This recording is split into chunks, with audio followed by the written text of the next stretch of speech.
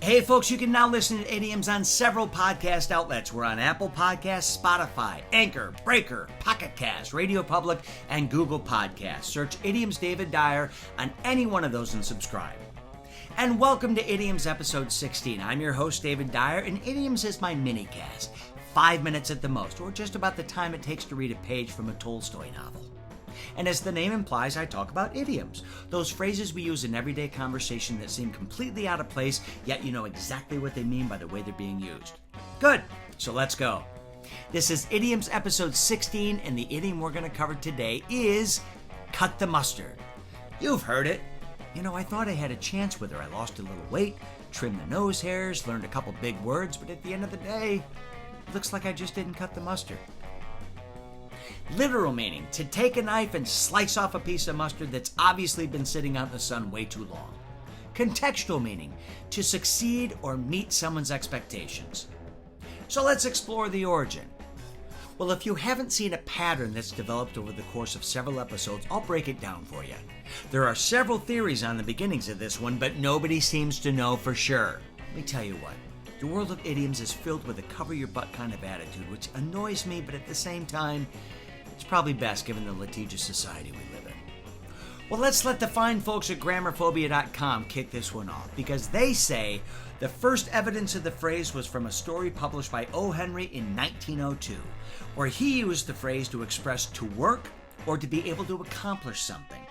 Nobody seems to know for sure why mustard was used. In fact, some think that it may have been a derivative of the military word muster, which means to gather troops for inspection. But don't put all your clams on this one, because as you'll see, somebody will shoot that idea right out of the air. And it's phrases.org.uk who's going to play balloon popper to grammarphobia.com's theory.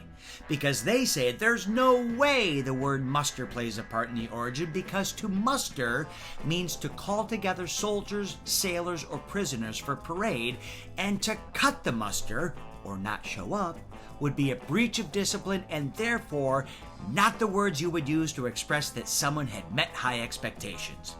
They say that mustard has long been associated with a zesty taste and its relation to describing the energy of someone's character and or personality.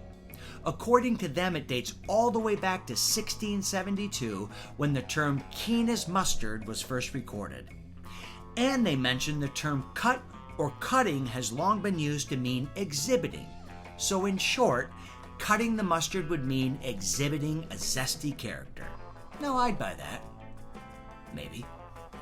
Oh, and phrases.org.uk also says the earliest evidence of the phrase in print comes from a newspaper in Kansas called the Ottawa Herald and their August 1889 edition that told the story of the then current Postmaster General being fired because he couldn't cut the mustard. Basically, phrases.org.uk just destroyed everything Grammarphobia tried to accomplish with their research on this. You know what? I'd like to see these two organizations put together a team of etymologists, send them in the octagon, and see what happens. Although, let's be honest, with all the eyeglasses and the allergies that would be flying around, nothing would happen. One final angle from theguardian.com, and I actually think this one may be the most plausible. They say the phrase might just come from East Anglia in England, where mustard was one of the main crops and was cut down using scythes. Now, the plants grew as high as 6 feet in height, and bringing them down was arduous work, and it required a sharp tool. And if your scythe was blunt, it would have a very hard time cutting the mustard.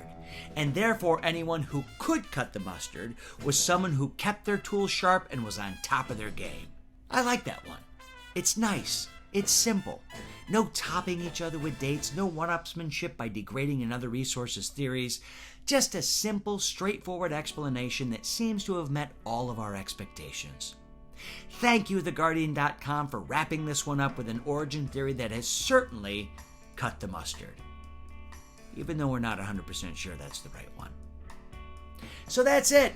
Episode 16 of Idioms is complete, and you can wave the white flag. I'm your host, David Dyer. Thanks for listening. Check back for new episodes every Tuesday and Friday, but until then, I'll catch you on the flip side.